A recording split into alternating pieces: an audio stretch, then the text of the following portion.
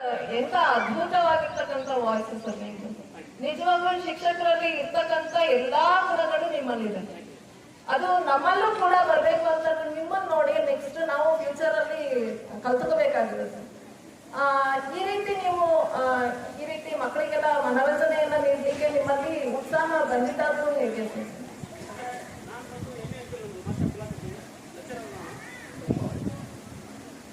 ನೋಡಿದ್ದೆ, ನಾನು ಒಬ್ಬ ಹಿಂದಿ ಟೀಚರ್.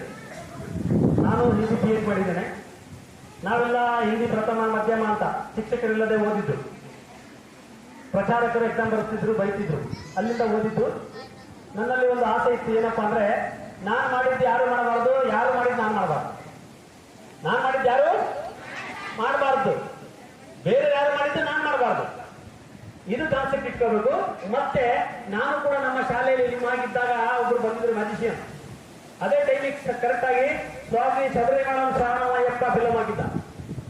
ಅದು ದೊಡ್ಡ ಫಿಲಮು. ಆ ಫಿಲಮ್ ನೋಡ್ಕೊಂಡೆ 15 ಜನ ಬಂದಿದ್ದೆ ಸ್ಕೂಲಿಗೆ. ಅದು ಕರೆಕ್ಟ್ ಆಗಿ ಮ್ಯಾಜಿಷಿಯನ್ ಮಾಡ್ಕೊಂಡ್ಬಂದು ಅಲ್ಲೂ ಕೂಡ ಪ್ರತ್ಯಕ್ಷ ಆಗೋ ಬಹಳಷ್ಟು ದೇವರ ಹತ್ರ ತಪಸ್ ಮಾಡೋದು ಈ ತರ ಇಲ್ಲ. ನಾನು ಅನ್ಕೊಂಡೆ ಏನಂತ, ಈ ಮ್ಯಾಜಿಷಿಯನ್ ಎಲ್ಲೋ ಹೋಗಿ ತಪಸ್ ಮಾಡಿದಾನೆ, ದೇವ್ರ ಬಂದು ತಥಾಸ್ತು ಭಕ್ತ ಏನ್ ಬೇಕು ನೀ ಅಂತ ಕೇಳಿದಾನೆ, ನಾನು ಹಿಂಗೆ ಮಕ್ಕಳ ಹತ್ರ ಜಾದು ಮಾಡಬೇಕು ಹೋಗಿ ಕೊಟ್ಟಿರ್ತಾನೆ ಅಂತ. ಆದರೆ ಅದರಲ್ಲೆಲ್ಲ ಈ ತರದ ತಂತ್ರಗಳು ಮಂತ್ರಗಳಿದಾವ ಅಂತ ಗೊತ್ತಿರ್ಲಿಲ್ಲ. ಅವಾಗ ನನ್ನ ಮನಸ್ಸಿಗೆ ಬಂದದ್ದು, ಮಕ್ಕಳಿಗೂ ಈ ತರದ, ನಾನು ಮಗುವಾಗಿದ್ದಾಗ ಚಿಕ್ಕವನಾಗಿದ್ದಾಗ